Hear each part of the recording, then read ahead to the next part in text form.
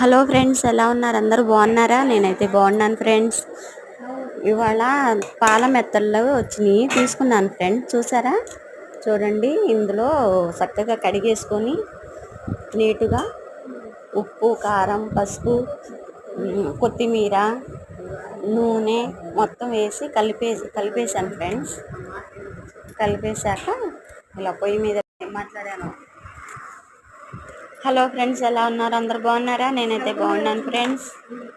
పాల మెత్తళ్ళు వచ్చినాయి. పాల మెత్తళ్ళు తీసుకొని శుభ్రంగా కడిగి నీట్గా వాష్ చేసేసి ఉల్లిపాయ, పచ్చిమిరకాయ సన్నగా తరుక్కొని ఇలాగా మెత్తగా పిసికేసి ఉప్పు, కారం, పసుపు, నూనె, కొత్తిమీర వేసేసి కొంచెం వాటర్ పోయాలి ఫ్రెండ్స్.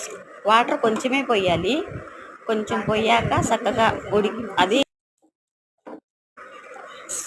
సిమ్లో కూడా వండకూడదు ఫ్రెండ్స్, హైలోనే పెట్టేసి వండేయాలా. ఎందుకంటే ఊరకనే నుజ్జు అయిపోయింది కూర. చూడండి ఇలాగా. ఇంకా కొత్తిమీర కూడా అందులోనే వేసేసాము. కొత్తిమీర వేసేసాక ప్లేట్ వేసుకొని చక్కగా ఉడికాక ఇంకా దించుకోవటమే ఫ్రెండ్స్. చూడండి, అయిపోయింది కర్రీ. దీంట్లో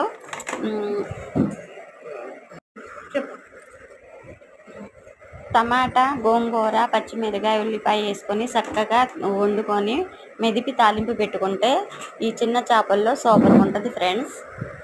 నచ్చితే లైక్ చేయండి, ఫాలో చేయండి. ఉంటా బాయ్. ఫాలో చేయండి ఫ్రెండ్స్, సపోర్ట్ చేయండి ఫ్రెండ్. ఉంటా బాయ్. ఈ కూర అంటే చాలా ఇష్టం నాకు. ఎంత